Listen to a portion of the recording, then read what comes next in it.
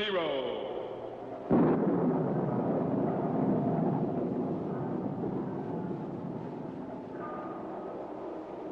Captain 0. Research explorer in time and space.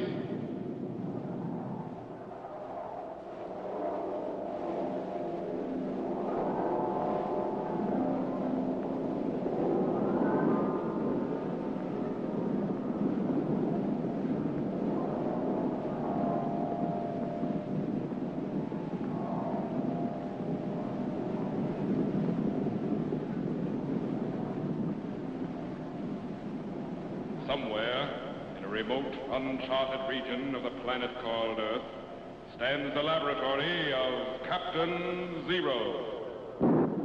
In this secret location, known only to a few in the outside world, Captain 0 and his associates experiment in time and space to learn from the past, to plan for the future.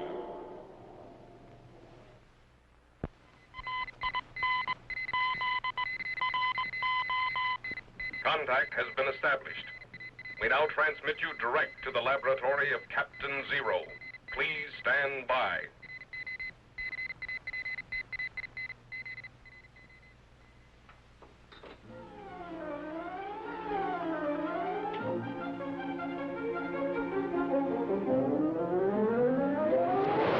What's wrong, Captain? I don't know. We'll just have to check. Okay, here, Captain. Good. Man, you suppose that messenger from France will get through to General Washington all right? We'll have the time machine operating again in just a few seconds, Jet. Stand by. Tetro. Yes, sir. Are you ready in the electro chamber? All set, sir. Then stand by to recheck units 5, 6, and 7 in the multiple triode circuit. Right. Ready, Jet? Ready, sir. Okay, Tetro, give me the unit readings. Unit 5, 90.613. Check here. Check. Unit 6, 90.541. Check here. Check.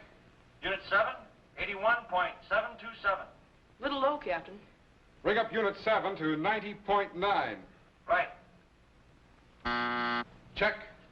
Good. Now let's see if we can pick up Washington at Valley Forge. Right. What time setting? Same year, 1778. Only move ahead to February the 26th. Yes, sir. Tetro.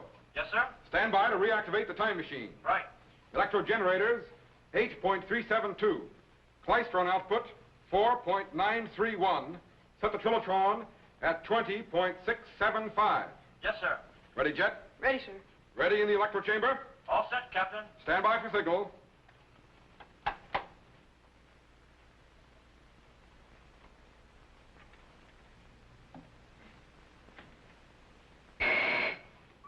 Activate the cycle reactor.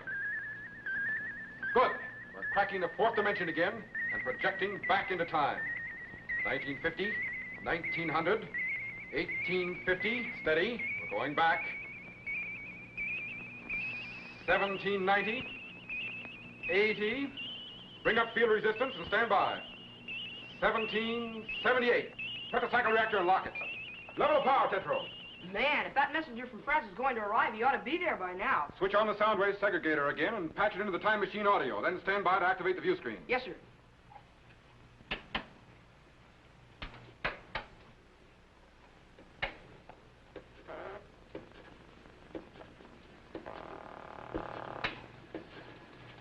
All set, sir.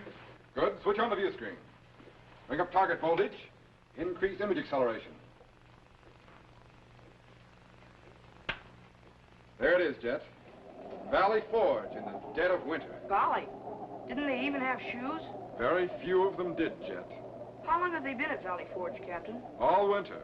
And it was one of the coldest in a long time. Why did Washington camp at Valley Forge? Because strategically, it was one of the safest places to be. Washington's problem wasn't so much one of strategy as it was a terrible lack of supplies and the devastated condition of his men. Refocus inside Washington's headquarters.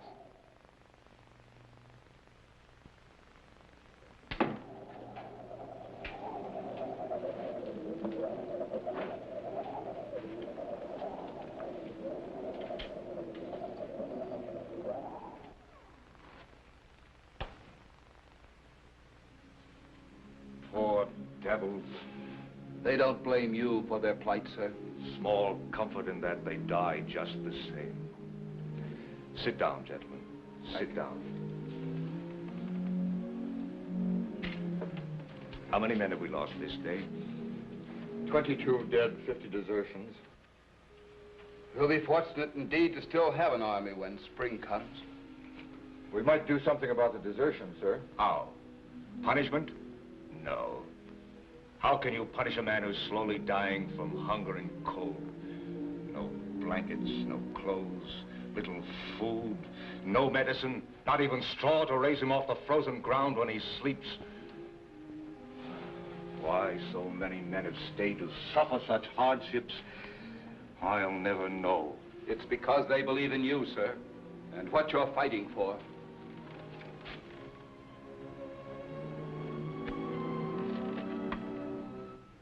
The right of free men to govern themselves. Sometimes I wonder if it's worth it. Letters I've written to Congress begging for supplies. What do we get? Nothing but excuses and arguments. While all around me, the tents of the living are being crowded out by the graves of the dead.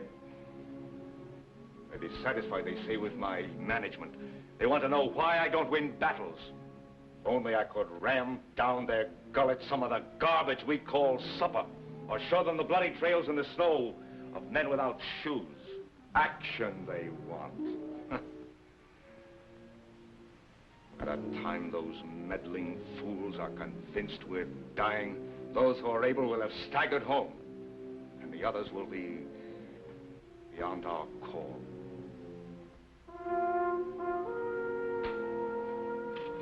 I'd best make the rounds again, sir. Good. I'll be along in a moment.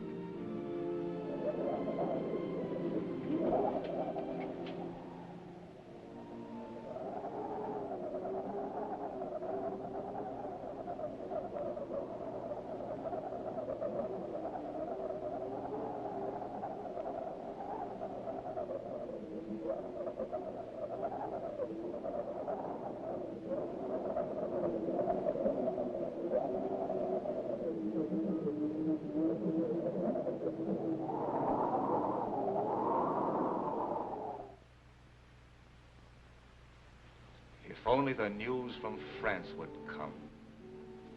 Give us hope. It will come, sir. The messenger may arrive in a matter of hours or even minutes. Thank you, Lieutenant. But that's what I've been telling the men for days. General, Sergeant Stevens would like to see you, sir. He says it's very important. Of course. Sergeant?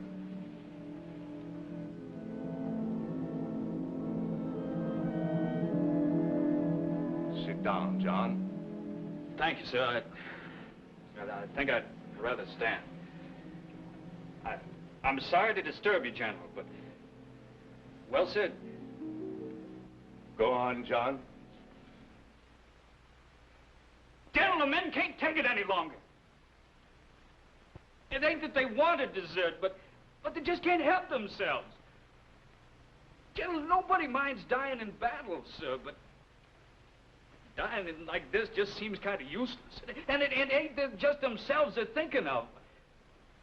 Most of them's got families, sir, that's starving too, and kids. I'm sorry, General, but I guess ain't many of us built of the same stuff that you are, sir. Well, anyways, I've been delegated to tell you, sir, that them that's got homes is going to them come sunup. That is, them that's still able. I hope you understand, sir. It just seems that our cause is hopeless. Good night, sir. I'm sorry, sir. I just got a little bit dizzy. Take him to my quarters. Keep him warm. Yes, sir. Do all you can for him.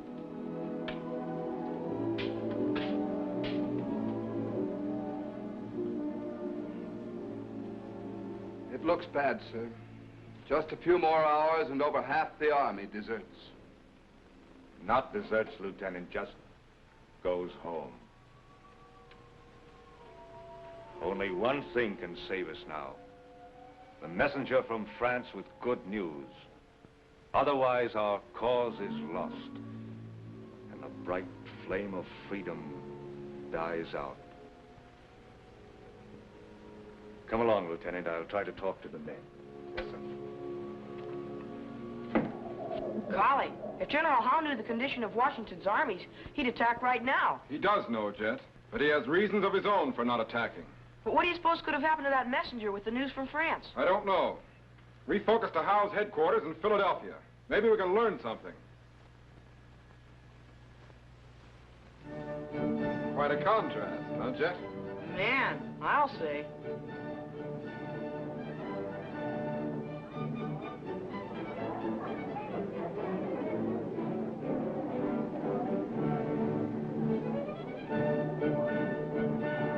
Good evening, sir.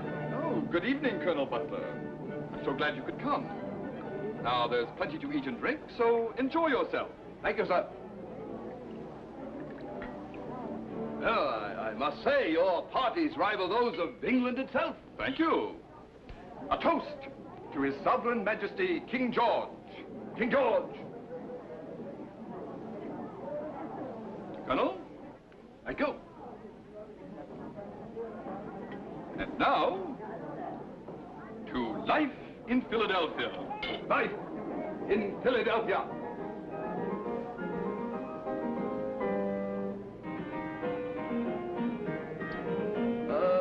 Forgive me, General Howe, but is it wise to be partying every night with Washington so close by? Would you rather go out in this beastly weather and attack him? Oh, frankly, no, sir. Washington can do nothing. So why should we exert ourselves? A few more weeks, and his men will be little more than skin and bones. Washington himself should know this. Have some more punch and relax. General Howe, sir? Oh, come now, Lieutenant. Surely your business can wait until the morning? But this is rather important, sir. Oh, and what, pray tell, is so important that you should disturb me at such an hour? We've captured a messenger galloping post-haste for Valley Forge. Oh? And what urgent message did he carry that you should interrupt my pleasure? Another argument from this Continental Congress to Washington's plea for supplies? No, sir. Colonel Butler will read it. Yes, sir.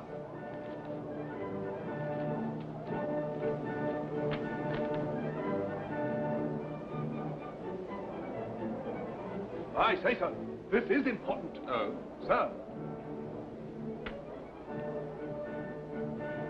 France has decided to give aid to the Continentals. Not much good it will do them. The French ships could not possibly be outfitted to reach these shores before spring. And the ragged rebels at Valley Forge will never last through the winter. Besides, the British Navy will make kindling wood of the foreign vessels if they dare enter into this affair. No, I don't know, sir. I think we should attack Washington now when Colonel Butler! Yes, sir. You are not paid to think, but to follow orders. Yes, sir. Why should we leave the pleasure of these quarters and suffer the discomforts of this beastly weather to fight a ragtail army that will soon fall apart of its own accord? Besides, Washington may still have a few able-bodied men. They might put up a stiff battle, fighting for freedom, you know, and all that sort of rot. But a few more weeks of this freezing weather, and they'll all come crawling out of the hills begging to surrender. Forgive me, sir. But if they should receive word that France has agreed... They'll not receive word, Lieutenant. Detain the messenger in the barn until we transfer him to prison. Place him under guard. I shall take charge of this paper myself. Washington will not hear this news until it is far too late. Don't worry. We'll bag the old fox. Carry on. Yes, sir. And, Lieutenant, Yes, sir? close the door quickly behind you. The night air is very cold. Yes, sir. Come, Colonel. There are more pleasant matters to attend to. Yes, sir.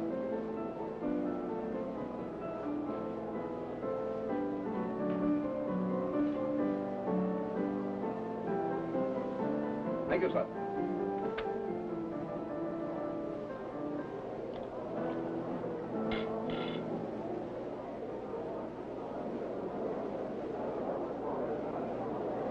Shall we join the ladies?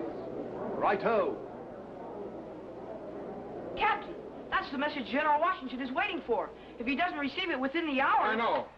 Stand by to activate the materialization chamber. I'm going to Howe's headquarters and pick up that message. But... Then I'm going to release the messenger in the barn. But, Captain... Keep track of me on the view screen. Yes, sir, but, Captain... Okay, Jet, throw the switch. Suppose something goes wrong with the time machine again. Throw the switch, Jet. Yes, sir. There he goes. He's gone.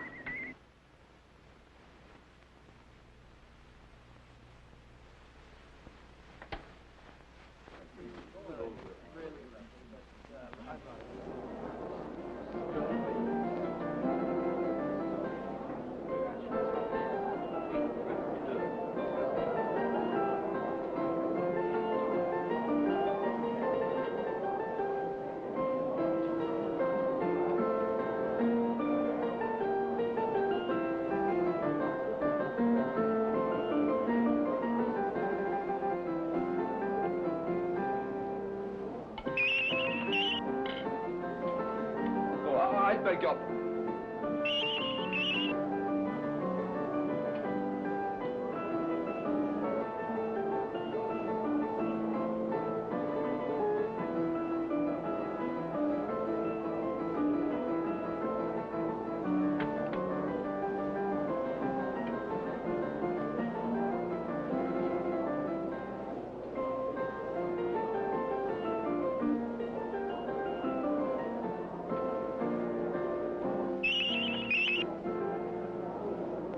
Butler? Yes, sir. Did you see anything of that paper? Why, certainly, sir. It's right... What? That's strange. I saw you put it on this table. It was right here. Yes, but it's not here now. But who could have taken it? I don't know. Unless there's a spy here somewhere. Is there anyone you suspect, sir? No, not yet. But we'll find him. Righto! I beg your...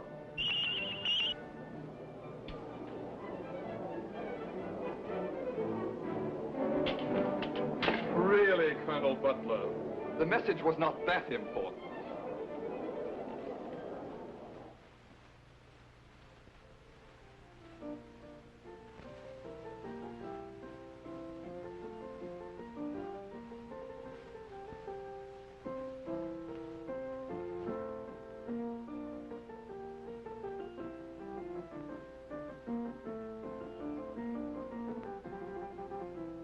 Everyone having a good time in the house, and we have to stand guard over this rebel messenger. Better to shoot him and get back to the party. Orders is orders. Right.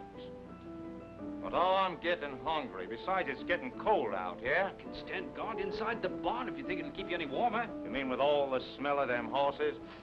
No, thanks. But I'll expect a bonus for this. It won't be long now. They'll be cutting that rebel off to prison. The sooner the better. What kind of a message was that colonial carrying, anyway? Something about aid from France. But I hear Washington's outfit won't last long enough to take aid from anybody. Those stupid fools. Why don't they surrender and have done with it? What's all this talk about representation and democracy? I suppose King George ain't good enough for them. Then we'll jolly well show him that he is. Oh, who goes that? Just say anything? No. You don't suppose somebody'd try to release a prisoner? They wouldn't dare. Probably just a rat or a ground squirrel. Maybe I better take a look inside. Go ahead if you like. I'm staying right here by this fire. So am I.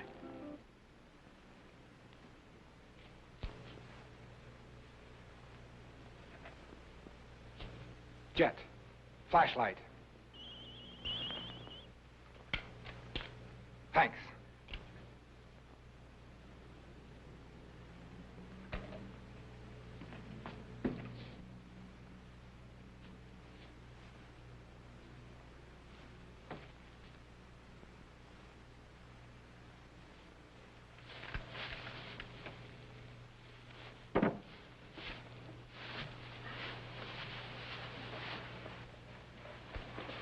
don't make a sound. The guards are right outside the door. But who are you? There's no time for explanations. You've got to get to Washington at once. Now, what did they do with your horse? He's in the next barn. Good. Now, listen. Here's the message they took away from you. I'll go out first and get rid of the guards. The instant they're gone, you dash out, jump on your horse, and ride like the wind for Valley Forge. Got that? Well, yes. Okay, let's go.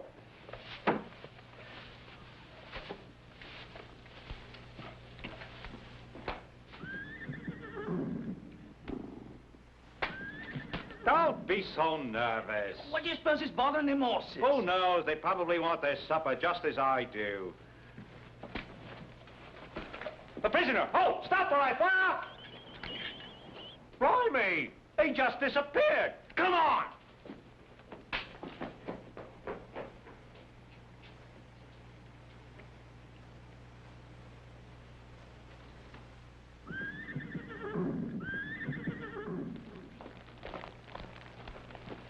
What happened to him? I don't know. He just vanished. That's all. Just plain vanished. Better sound the alarm. He's got to be around here somewhere. Right. But that didn't look like a rebel uniform. Spark gaps are closing. He's transforming from electrical impulses and beginning to materialize. He's coming in. He's in. Good work, Chet. Now, let's make sure the messenger gets away. Stand by. I'll see if I can pick him up. Yes, sir.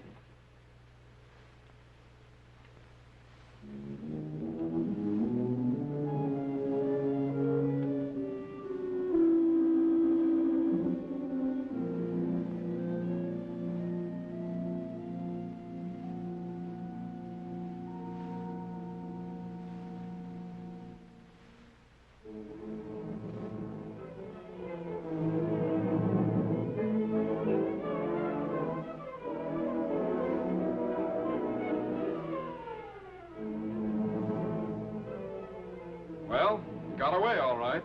But will he reach Valley Forge in time to prevent the desertions? Stand by to move the time machine ahead. Up cycle reactor.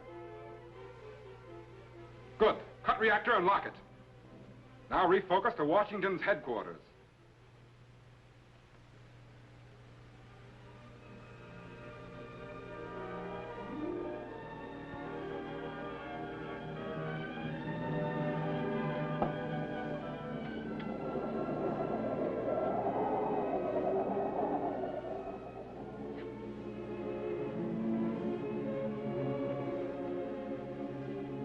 Dawn is breaking, General. The men will be leaving. By regiments. Yes, I know.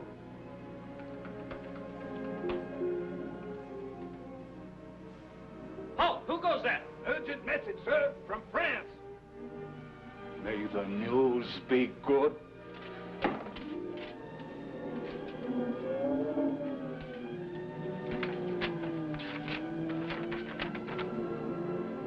Sound the assembly. Hurry! At last, France is coming to aid our cause. At last, we have hope to see us through. Golly, Washington sure went through a lot for his country, didn't he? He devoted all he had to the cause of freedom, Jet.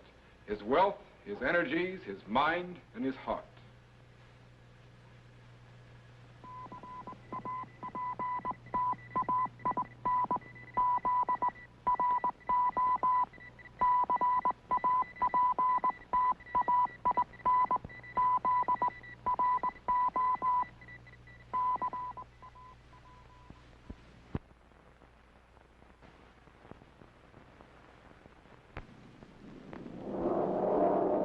Be sure to be standing by when we again transmit you to this remote location on the planet Earth, where Captain Zero and his associates will conduct another experiment in time and space.